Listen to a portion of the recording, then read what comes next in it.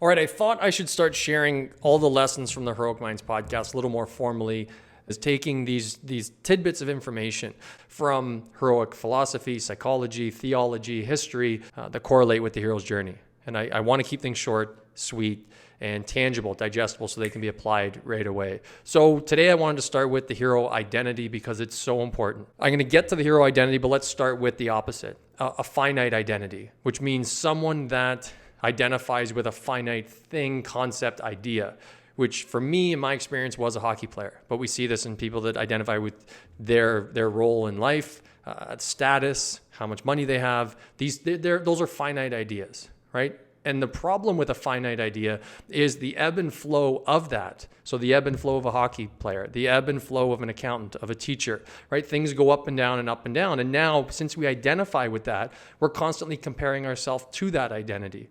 I remember in hockey, we look at people that have a bad quarter at work, that have identified with that role at work, people that identify with their monetary value, etc. When those go up and down, what do we see? Their personality, their behavior go with that flow of the up and down.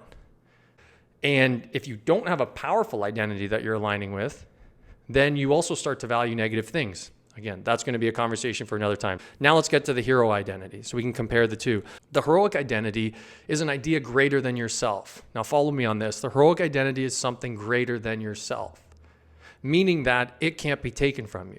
It doesn't follow the ebb and flow of the mediums in which you interact with the world. So that finite identity we talked about at the start, those are simply mediums in which we interact with the world.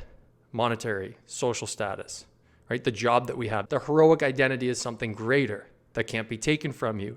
Somewhat citing Viktor Frankl here, which I'm sure many people are familiar with. So when we have this heroic identity, we are now not obligated by the factors and variables aligned with the identity. We can take that with us wherever we go.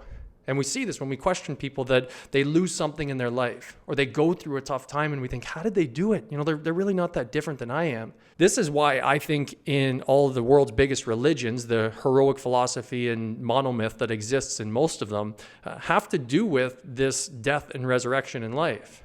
I think you can have the death and resurrection of different things, different parts of your life, different parts of your personality, if you identify with something greater. I think that's also why the greatest mind behind heroic philosophy and psychology says that in the monomyth, right, the mythology of the hero's journey, the hero actually leaves the known comforted area and goes on an adventure, an unknown and dangerous place where limits are unknown. And that's where the hero can figure out their own limits through the trial and tribulation that is the hero's journey to come back to the real world and then share those skills they've learned and utilize those skills in the real world. This ebb and flow of life is more easily handled. It doesn't become easy. Life doesn't become easier. The weight of the challenges are now not as heavy because you're not identifying so strongly with those finite ideas of how much money I have, of my status, of how successful my career is. Because when you identify with those, we go back to the finite idea.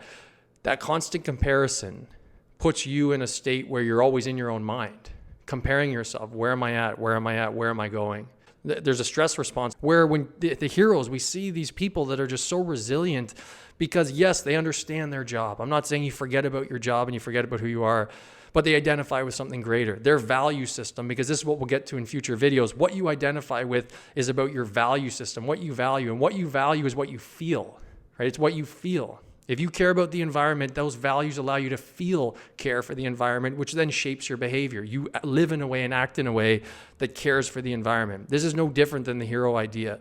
Whatever job I have, whatever I'm doing, I'm identifying with the idea of the hero, which is courage, which is trust, which is truth and honesty and love and connection and compassion and empathy, all these incredible ideas. If that's who we're identifying with, that comes with us everywhere. No matter how low, no matter how high, that's what's leading us. That's our value system. So that as we interact with the mediums in the world, we bring that heroism with us. Another quick point on this hero identity. A lot of times today we hear, and I think it was Simon Sinek that made this very clear, a lot of millennials will say, I want to have connection to what I'm doing. I want to make an impact. And when we think about people that will identify with a job, now you're limited to this finite, infinitesimal idea, right? So when that happens and you do that for years and years and years, because some people stay at jobs for a long time, we see why people probably want to feel more connected, to feel like they're making more of an impact. And with this hero identity, because it's based on adventure, it's based on the ability and willingness to go on an adventure, right? To leave the comfort, to go on an adventure. Now your life revolves around that, around exciting adventures. You now see life as an opportunity on a macro and micro level. You see life as an opportunity. You see challenges as opportunities. So now you bring that with you into your job. Or maybe because you have this heroic identity, you have the courage to actually leave that job and go on another adventure. And that's not easy. And we see people struggle with that decision all the time. I went through it. So that's another valuable part of this heroic identity, is that it becomes a life of journey and adventure, opportunity. And we see that in the Heroic Minds podcast all the time. We see that in heroes that are everywhere around us. I will say one thing before concluding. When we talk about heroism, and this is going to come up in future videos quite often, is it's not just the rational idea of the hero. We're not just identifying with those words that I just said. We feel it. And I know this is where people say, whoa, what's this guy talking about? We know if rational thought drove our behavior, we would always behave how we want to. But that's not the case.